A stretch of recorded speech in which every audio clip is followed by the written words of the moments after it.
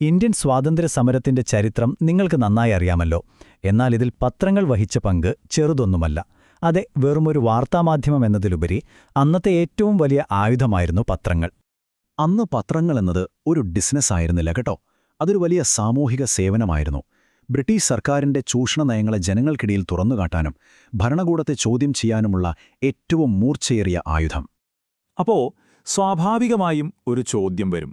ഈ വിപ്ലവത്തിന് ഒരു തുടക്കം കുറിച്ചത് ആരാണ്? ഇന്ത്യൻ പ്രസ്സിലേക്ക് ഒരു ദേശീയ കാഴ്ചപ്പാട് കൊണ്ടുവന്നത് രാജാറാം മോഹൻ റോയാണ്. അദ്ദേഹത്തിന്റെ 2 പ്രധാനപ്പെട്ട പത്രങ്ങൾ ഓർത്തുവെക്കുക.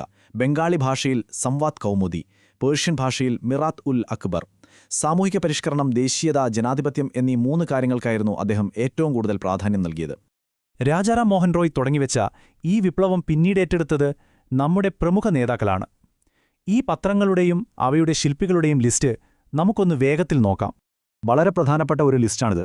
ജി സുബ്രഹ്മണ്യ അയ്യരുടെ ഹിന്ദു, സ്വദേശിമിത്രം, ശിശിർ കുമാർ ഘോഷും മോത്തിലാൽ ഘോഷും ചേർന്നിറക്കിയ അമൃത ബസാർ പത്രിക, ഫർദൂൻജി മർസ്ബാന്റെ ബോംബെ സമാചാർ, ബാലഗംഗാധര തിലകന്റെ തീപ്പൊരി പത്രങ്ങളായ കേസരി, മറാത്ത, സുരേന്ദ്രനാഥ ബാനർജിയുടെ ബംഗാളി, പിന്നെ ദാദാഭായ് നമ്രോജിയുടെ വോയിസ് ഓഫ് ഇന്ത്യ. ഈ പോരാട്ടനിര അവിടെ തീരുന്നില്ല. Ishwar Chandra വിദ്യാസാഗറിന്റെ സോംപ്രകാശ്, Annie ബസന്റിന്റെ new India, commonweal, ഒപ്പം സാക്ഷാൽ മഹാത്മാഗാന്ധിയുടെ യങ് ഇന്ത്യ, ഹരിജൻ, മൗലാന അബുൽ കലാം ആസാദിന്റെ അൽ ഹിലാൽ, ലാല ലജ്പത് റായിയുടെ വന്ദേമാതരം, ഗോപാലകൃഷ്ണ ഗോഖലെയുടെ നേഷൻ. ഈ പേരുകളൊക്കെ നമ്മുടെ സ്വാതന്ത്ര്യസമരത്തിന്റെ നെടും തൂണുകളായിരുന്നു എന്ന് തന്നെ പറയാം. ഇതിൽ പ്രത്യേകം എടുത്തു പറയേണ്ട ഒന്നാണ് സുലഭ് സമാചാർ. ബംഗാളിലെ ആദ്യത്തെ വർത്തമാന പത്രമാണിത്. ബ്രിട്ടീഷ് ഭരണത്തിൽ സാധാരണക്കാരായ ഇന്ത്യക്കാർ നേരിടുന്ന പ്രശ്നങ്ങൾ കൃത്യമായി ചൂണ്ടിക്കാണിക്കുക എന്നത് മാത്രമായിരുന്നു ഈ പത്രത്തിന്റെ ലക്ഷ്യം. പത്രങ്ങളുടെ ഈ വളർച്ചയും ജനങ്ങൾക്കിടയിലെ സ്വാധീനവും കണ്ടപ്പോൾ ബ്രിട്ടീഷുകാർ വെറുതെ ഇരിക്കുമോ? ഇല്ല, അവരത് അടിച്ചമർത്താൻ തന്നെ തീരുമാനിച്ചു.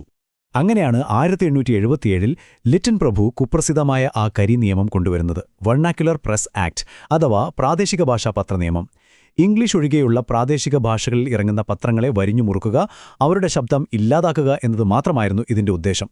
പക്ഷേ ഈ അടിച്ചമർത്തലുകൾക്കൊന്നും അവരുടെ വായടപ്പിക്കാൻ കഴിഞ്ഞില്ല. കാരണം ഈ പത്രങ്ങളുടെയൊക്കെ യഥാർത്ഥ അടിത്തറ വിദ്യാഭ്യാസമെന്ന അചഞ്ചലമായ ആശയമായിരുന്നു. രാജാറാം മോഹൻ റോയ് പറഞ്ഞതോർക്കുക, ശരിയായ വിദ്യാഭ്യാസം ലഭിക്കുമെങ്കിൽ ഇന്ത്യൻ ജനത എല്ലാവരുടെയും ആദരവിന് പാത്രമാകും. ജനങ്ങൾക്ക് വിദ്യാഭ്യാസം നൽകി അവരെ സ്വയം പര്യാപ്തരാക്കുക എന്നതായിരുന്നു അദ്ദേഹത്തിന്റെ വിഷൻ. ഈ വിഷയത്തിൽ കേശവചന്ദ്ര സെൻ പറഞ്ഞത് വളരെ പ്രസക്തമാണ്.